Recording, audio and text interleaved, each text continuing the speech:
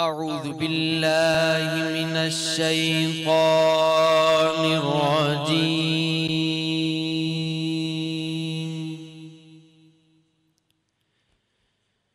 بسم الله الرحيم.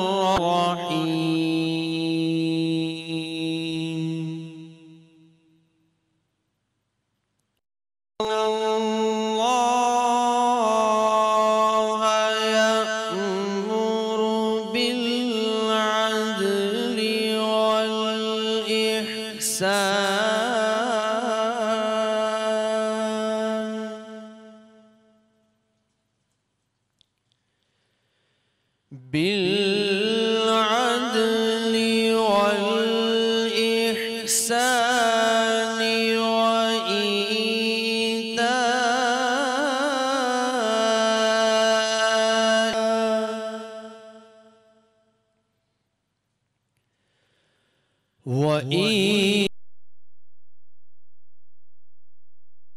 القربى وينهى عن الفحشاء والمنكر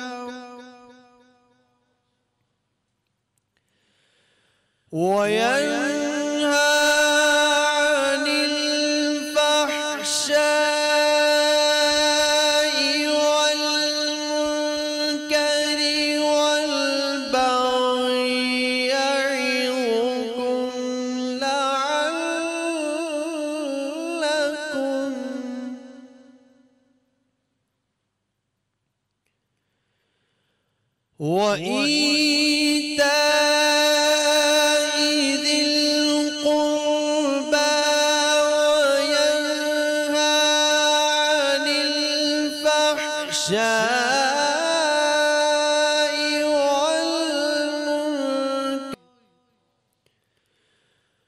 والبغي يعظكم لعلكم تذكرون.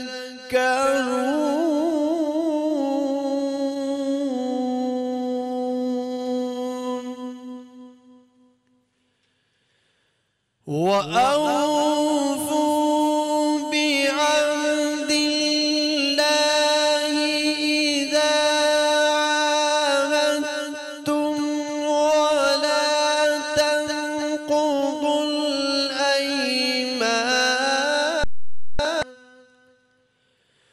ولا تنقضوا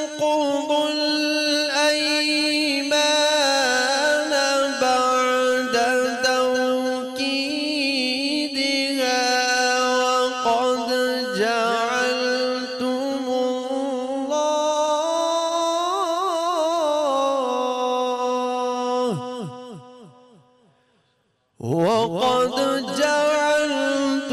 الله عليكم كفيلا.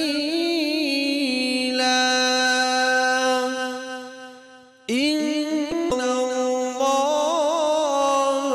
يعلم ما تفعلون.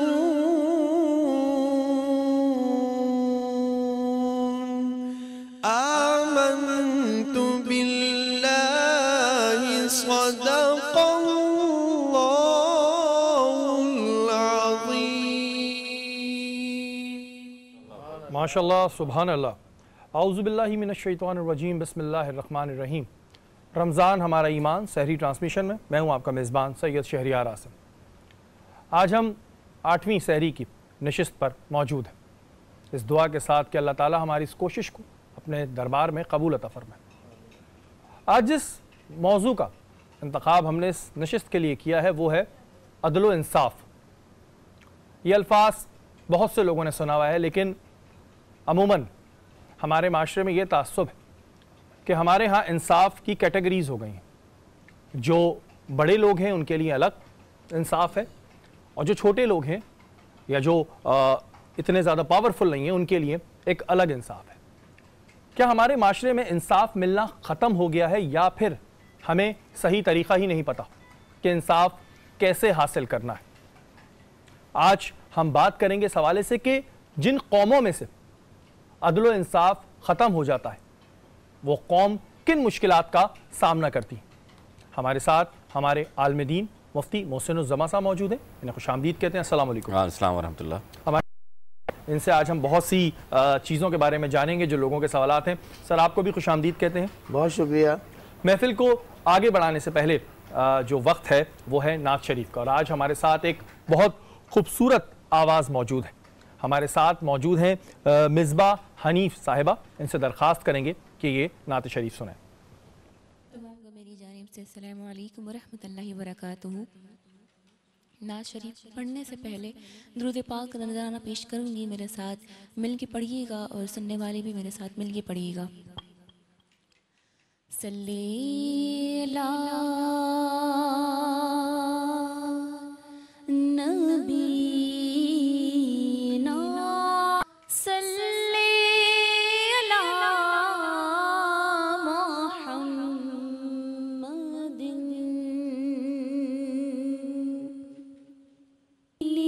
کی تجلی سے لگائے ہوئے ہیں، سے لگائے ہوئے ہیں، لو مدینے کی لو مدینے کی تجلی سے لگائے ہوئے ہیں، دل کو ہم مت لئے انوار بنائے ہوئے ہیں، دل کو ہم مت لئے انوار بنائے ہوئے ہیں، اور ایک جھلک آج، ایک جھلک آج دکھا گنبد خضرا کے مکین، ایک جھلک آج دکھا گنبد خضرا کے مکھ بھی ہے دور سے دیدار کو آئے ہوئے ہیں،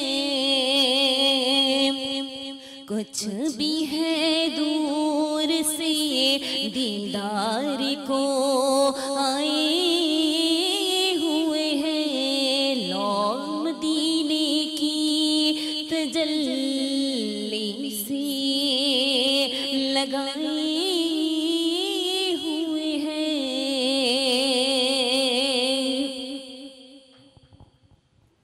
سبحان اللہ، سبحان اللہ، بہت خوب، بہت پیاری آواز، اور اللہ تعالیٰ آپ کو اسی طرح آپ کی آواز میں خوبصورتی دے اور آپ کو ترقی دے۔ مفتی صاحب، عدل و انصاف کی بات ہم سنتے رہتے ہیں، یہ الفاظ ہر کسی کو پتہ ہے کہ عدل و انصاف کیا ہے، لیکن ہمارے اسلام میں عدل و انصاف کی کیا اہمیت ہے؟ بسم اللہ الرحمن الرحیم۔ قال اللہ تعالی فی القرآن المجید ان اللہ یعمر بالعدل والاحسان آمنت باللہ صدق اللہ العظیم۔